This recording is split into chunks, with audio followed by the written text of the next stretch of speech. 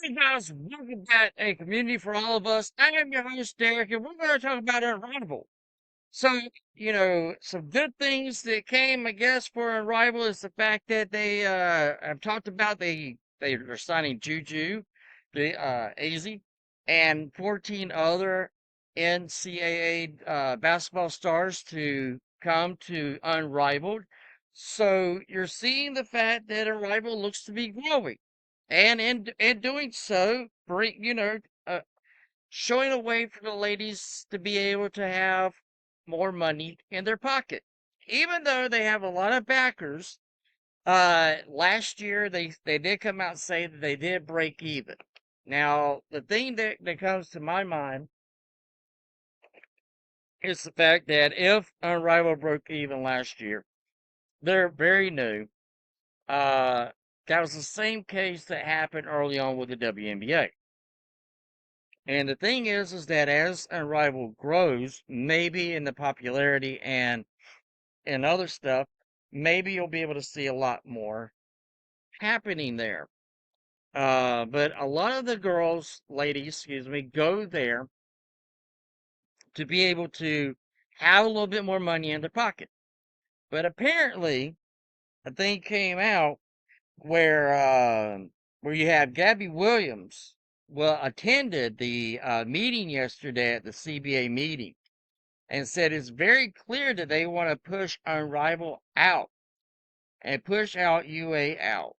So now I have a problem with that, and here's where I'm gonna go with this. I thought the shirts yesterday that they wore at the All Star game, which was a All Star bore, that it was very tacky.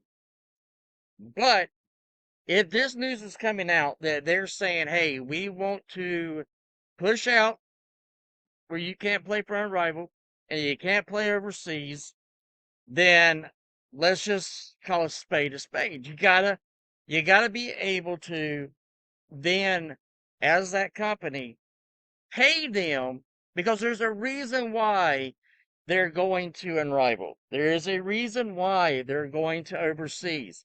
They're going there to offset their cost. And right now, the WNBA has the most eyes on it than they have had in a very long time. When they first came out 30 years ago, there was a lot of eyes on the WNBA. But after a while, when they did their first lockout, they lost a lot of that fan base. Now they have the fan base is starting to come back. For me, that's because of one person. That's just my thought. That's just my opinion. If you don't like it, that's fine. You can have your own opinion. That's my opinion. Is that Cece is the reason why there's so many eyes on there. It's the reason why they asked her to attend the CBA. Now you can tell that Caitlin was not happy wearing that shirt yesterday, but in was supposed to be in unison that the women were standing together. But you have to see my other video where one person decides they want to try to throw Caitlin under the bus. But the thing is that a lockout is not going to be beneficial for all the players. Not only that, if the WNBA, if they are wanting to push out Unrivaled and they want to push out the girls going overseas, then the NBA, Big Brother, Big Daddy, is going to have to stand up and they're going to actually start having to pay the women. Even though ticket sales and other thing, and they have not made a profit with the WNBA, the NBA has to sit there and say, okay, if we're going to ask or tell the women, the owners are telling the women that, hey, you can't be in these other things, then that could be very much why they wore their shirts yesterday.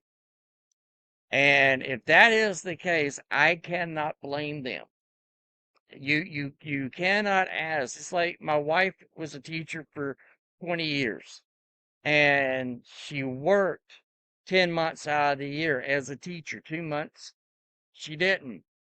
Um, if she needed the money for those 2 months, even though we both work, if she needed money those 2 months, she would have to find a job during that time to offset to pay those bills. And if the school system had told her, hey, you can't do that, even though, you're obligated to us 10 months out of the year, you can't go offset your stuff, then the school system would have to pay her to be able, for what she's worth, if that's what they're asking. And so if that's the case, then the WNBA is in the wrong telling the women that, because in all honesty, Unrivaled is not financially, it's not in competition. They are totally two different things. And Unrivaled does not have the overhead that the WNBA has going to different cities, different states, and everything. So it's really not in competition with them. I know a lot of people are going to probably hate me for saying that, but that is the truth. They are not really in league, even though they have the same players. Now, if you base it off the fact that the players do play for both of them, then that means that the WNBA need to look at the women and say, you to me are worth me to invest in you as a player. I don't want you to go and play for these other leagues. I'm going to pay you X, Y, and Z to make sure you don't go play for those other leagues.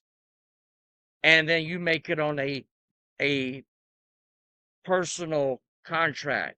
You don't do it as an overhead for everybody. Because some players you're going to want to invest more in. That's just how it is.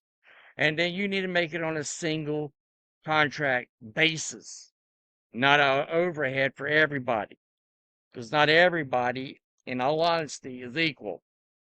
That's just how it is. And if you're trying to force these women to say, hey, you're either picking us or them, they're going to look at who's offering them more money. And in some of the cases, a lot of these ladies have said that they're getting paid better at Unrivaled than they are from the WNBA. Now, if that's the case, then, you have to look at it from that standpoint. That if you're as a WNBA are saying this, then you have to do it on a individual contracts. And you have to pay them what they're worth. That's an investment. You're making an investment on individual cases. That's just my thoughts. Let me know what your thoughts are in the comments down below. Please like, share, and subscribe, and I'll see you on the next one, guys. Have a good one.